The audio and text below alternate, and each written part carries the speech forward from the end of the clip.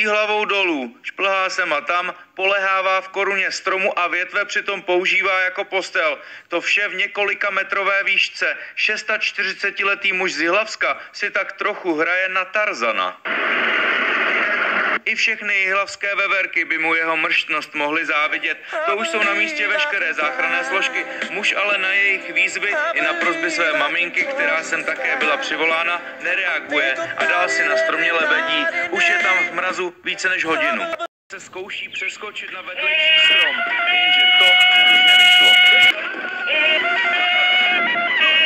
Naštěstí pro něj hasiči pod strom mezi tím nafoukli záchrannou plachtu a v ní muž skončil. Nic se mu nestalo, naopak při převozu do sanitky se ještě pokoušel utéct. Muže nakonec záchranáři převezli sem do jihlavské nemocnice. Muž se choval značně nepředvídatelně.